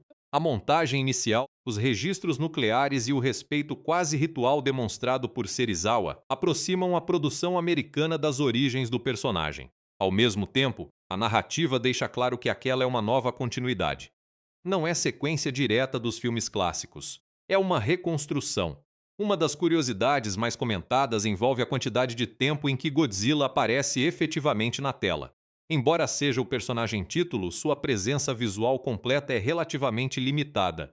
Isso surpreendeu quem esperava vê-lo durante boa parte das 2 horas. Gareth Edwards defendia que aparições curtas poderiam gerar mais impacto, usando a expectativa como ferramenta. A decisão dividiu opiniões, mas produziu uma consequência interessante. Quase toda a cena de Godzilla se tornou memorável. A entrada no aeroporto, a passagem pela ponte, o primeiro sopro atômico e o rugido final não se misturam numa sequência interminável de ação. Cada momento possui uma função própria. Até a escolha de esconder parte das lutas tem uma explicação dentro dessa lógica. Edwards comparava a revelação do monstro ao processo de suspense usado em produções que não mostram a ameaça imediatamente. Ele queria que o público desejasse mais. Talvez tenha levado essa ideia longe demais em alguns pontos, mas é difícil negar que a batalha final ganha força justamente porque foi guardada. E aí existe o detalhe favorito de muita gente, o chamado beijo da morte. Na finalização contra a Muto fêmea, Godzilla segura as mandíbulas da criatura, força sua boca a se abrir e dispara o sopro atômico diretamente pela garganta. A energia destrói o monstro por dentro, e Godzilla arranca sua cabeça. É brutal, inesperado e quase engraçado pela quantidade de exagero. A cena funciona porque o filme passou quase 2 horas tratando Godzilla com solenidade. Naquele instante ele deixa de ser apenas uma presença majestosa e mostra por que ocupa o topo da cadeia alimentar. Pouco depois a criatura desaba. Quando acorda na manhã seguinte, pessoas observam enquanto as notícias o chamam de Rei dos Monstros e Salvador da cidade. Esses títulos antecipam o papel que ele assumiria no universo compartilhado construído depois. Só que o final ainda mantém certa ambiguidade. A humanidade celebra porque sobreviveu. Godzilla simplesmente volta ao mar. Talvez esse seja o detalhe mais importante de todos. Mesmo cercado por homenagens, efeitos e referências aos filmes antigos, Godzilla não termina tentando explicar completamente sua criatura principal. Ele permanece misterioso. Sabemos o que fez, mas não exatamente o que pensa. Entendemos seu papel no equilíbrio natural, mas não conhecemos todos os seus limites. E quando ele desaparece sob a água, a sensação não é de que a ameaça acabou. É de que alguma coisa antiga voltou a dormir. Por enquanto. Quando Godzilla chegou aos cinemas em maio de 2014, carregava um peso que ia muito além de sua campanha milionária. O filme precisava provar que o personagem ainda funcionava para um público global, recuperar a confiança dos fãs depois da adaptação americana de 1998 e convencer o estúdio de que existia espaço para uma nova franquia de monstros gigantes. Nos primeiros dias, a resposta pareceu clara. O longa abriu com força nos Estados Unidos e arrecadou mais de 90 milhões de dólares durante seu primeiro fim de semana no mercado norte-americano. Era um resultado enorme para uma produção cujo personagem principal havia passado anos longe das grandes telas ocidentais. A estreia mostrou que Godzilla não era apenas uma lembrança de cinéfilos ou um nome conhecido por causa da cultura pop. As pessoas ainda queriam vê-lo. Muita gente entrou na sala esperando ação constante, cidades destruídas e uma criatura aparecendo desde os primeiros minutos. Outra parte do público estava curiosa com a abordagem mais séria apresentada pelos trailers. A campanha evitava o humor excessivo e mostrava imagens de desastre.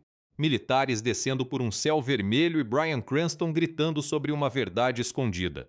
Parecia quase um filme de guerra ou suspense. Essa expectativa ajudou a tornar a estreia um evento.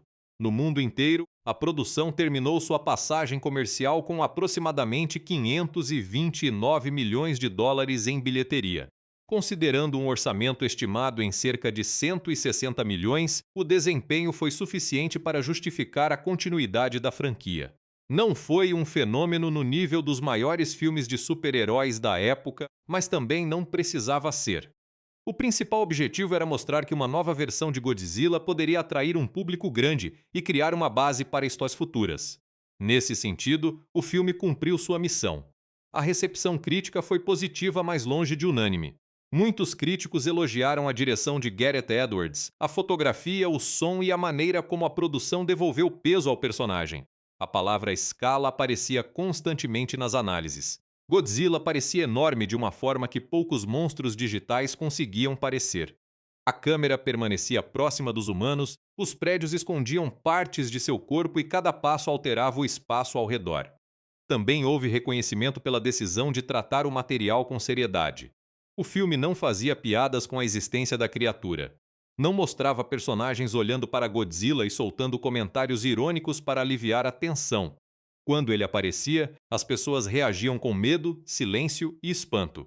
Para quem estava cansado de blockbusters que interrompiam todo momento dramático com humor, essa postura parecia refrescante. A entrada no aeroporto de Honolulu recebeu muitos elogios. A sequência cria antecipação. Mostra a pata tocando o chão e finalmente revela Godzilla diante do Muto. O salto ralo também foi citado como uma das imagens mais fortes daquele ano. E claro, o primeiro uso do sopro atômico provocou reações intensas dentro dos cinemas. Depois de tanto tempo segurando a habilidade mais famosa da criatura, o filme transforma o brilho azul nas placas dorsais numa recompensa. Só que as mesmas escolhas elogiadas por parte da crítica incomodaram muitos espectadores. A reclamação mais comum era simples: Godzilla aparecia pouco. O filme frequentemente começava uma batalha e cortava para outro lugar antes que o confronto se desenvolvesse. No aeroporto, por exemplo, a entrada triunfal termina com uma transição para uma televisão. Algumas pessoas viram isso como construção de suspense. Outras sentiram que haviam comprado ingresso para assistir a Godzilla e recebido uma longa preparação para cenas que o diretor se recusava a mostrar. A divisão continua até hoje. Existe um grupo que considera essa contenção o motivo pelo qual cada aparição possui impacto.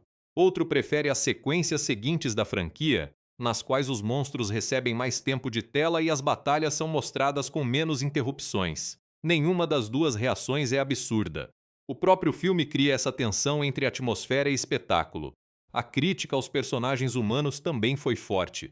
Bryan Cranston recebeu elogios quase universais por sua atuação como Joe Brody. Seu desespero oferece à primeira parte uma urgência emocional que desaparece após sua morte.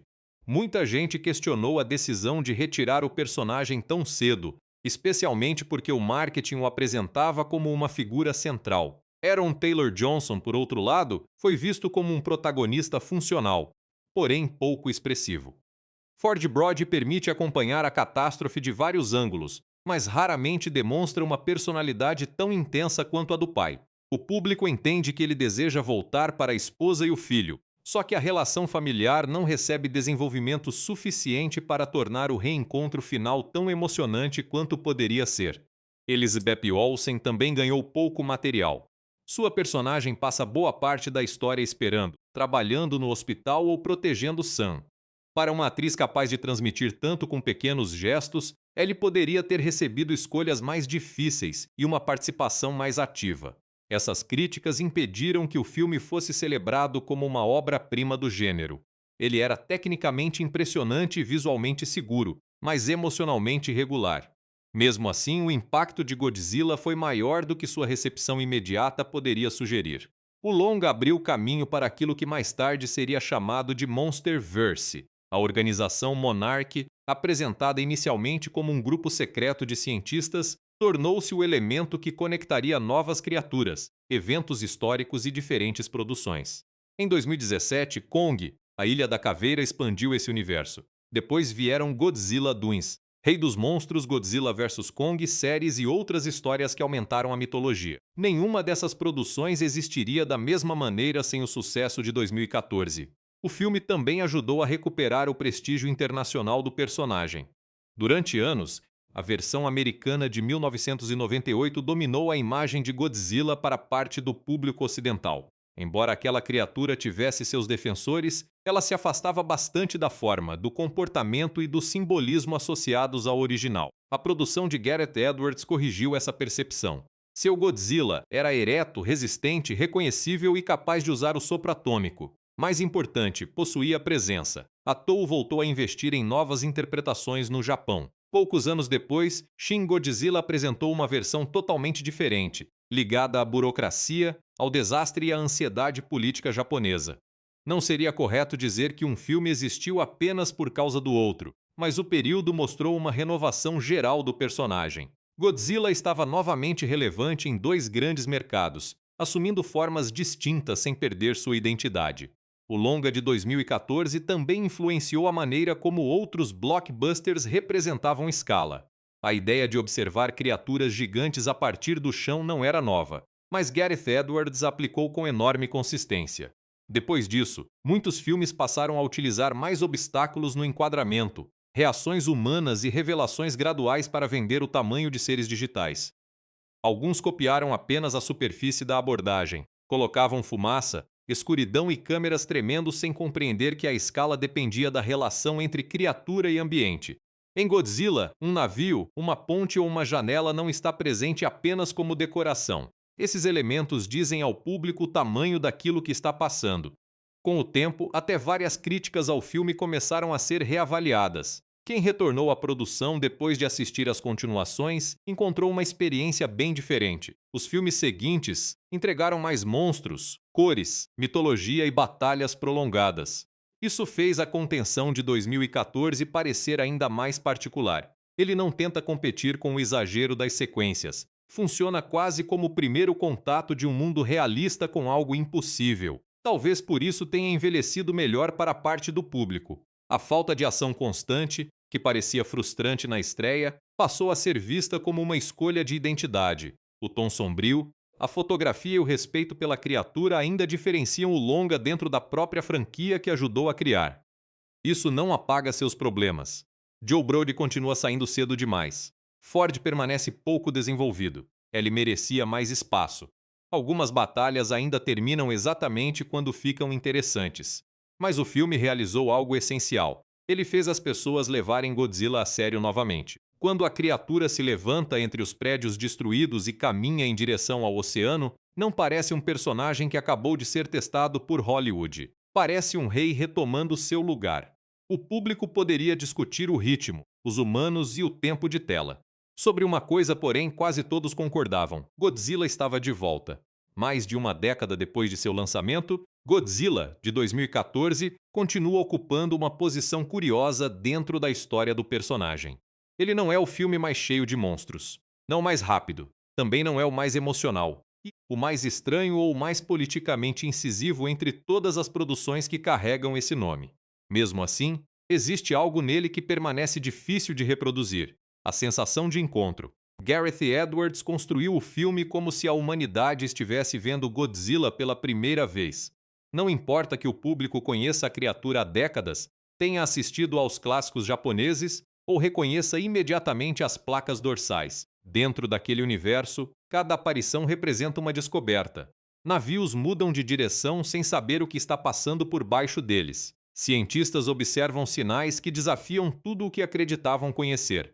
Civis veem uma pata ocupando o espaço onde antes existia apenas uma pista de aeroporto. Até os militares, cercados por equipamentos e informações, parecem pequenos diante da situação. Esse ponto de vista transforma Godzilla em algo maior do que um personagem de ação. Ele não entra na história para cumprir uma missão humana. Não aparece porque alguém encontrou uma maneira de chamá-lo. Também não permanece depois da batalha para receber agradecimentos. Ele surge, restaura uma ordem que existia muito antes da civilização e retorna ao oceano. A humanidade interpreta isso como heroísmo porque sobreviveu. Só que, para Godzilla, talvez tenha sido apenas equilíbrio. Essa ambiguidade é uma das razões pelas quais o final funciona tão bem. As telas de notícias chamam a criatura de salvadora, enquanto as pessoas observam sua partida. O filme poderia transformar aquele momento numa comemoração tradicional. Poderia colocar uma música triunfante e apresentar Godzilla como um super-herói gigantesco. Em vez disso, mantém certa distância. A cidade está destruída. Milhares de pessoas perderam casas, familiares e qualquer sensação de segurança. Os Mutos morreram, mas a existência deles provou que o mundo guarda forças desconhecidas.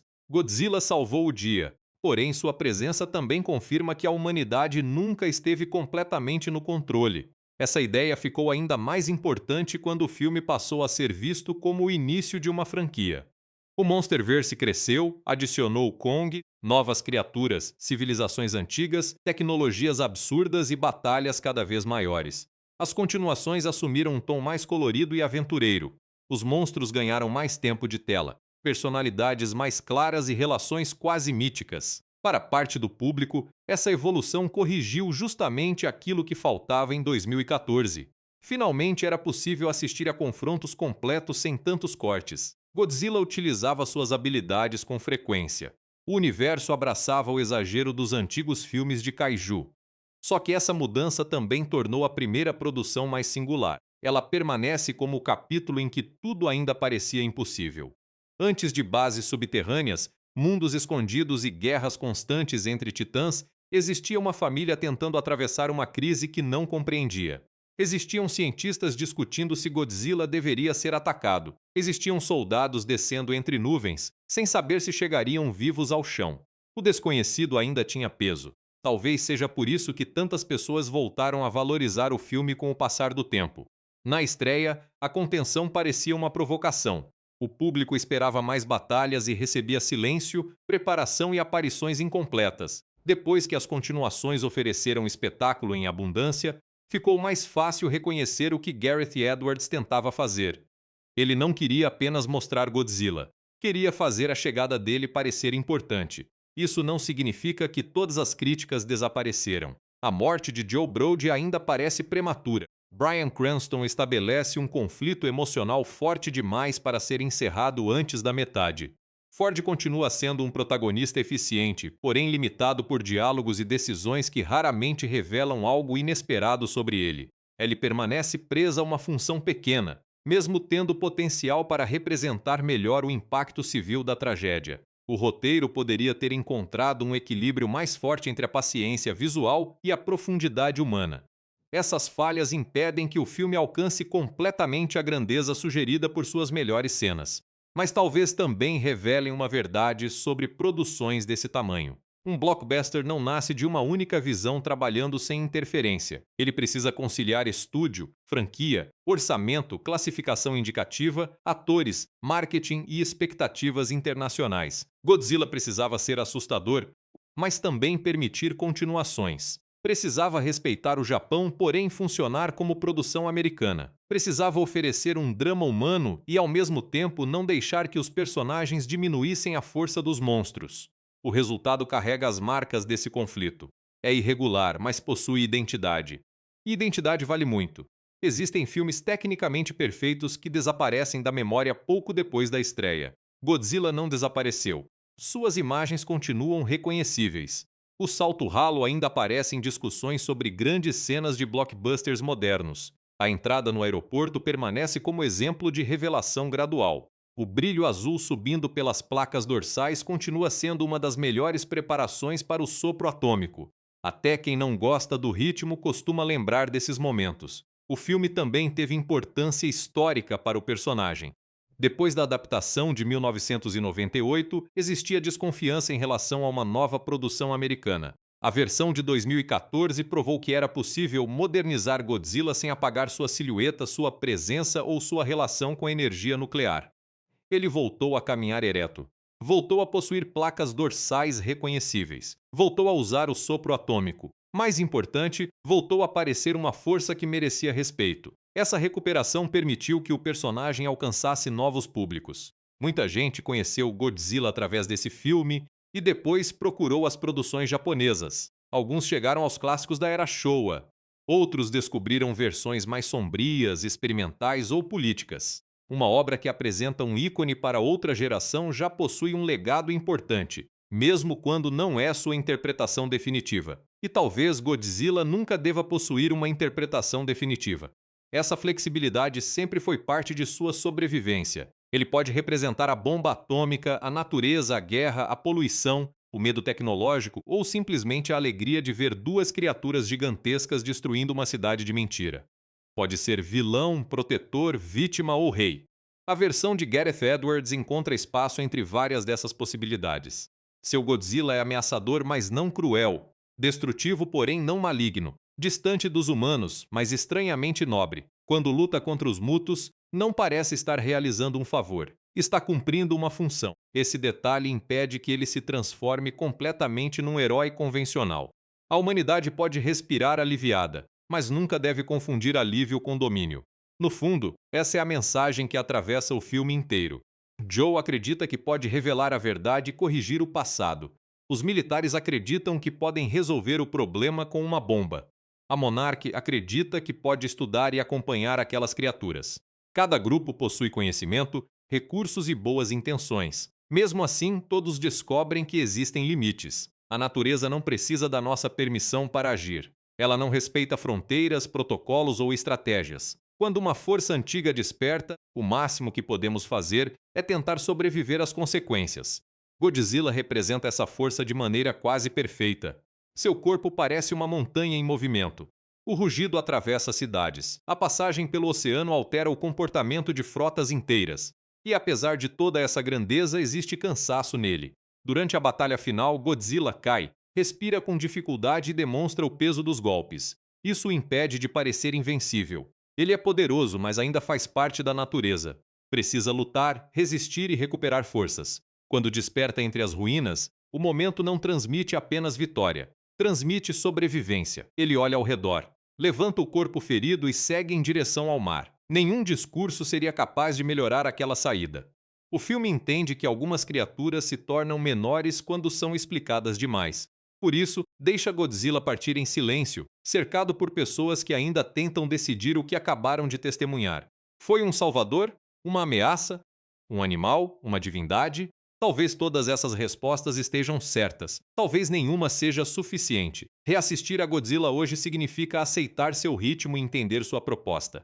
Quem procura batalhas constantes provavelmente continuará preferindo outras produções da franquia. Mas quem gosta de atmosfera, escala e construção gradual encontra aqui um blockbuster raro. Um filme disposto a esconder seu maior espetáculo para preservar seu impacto.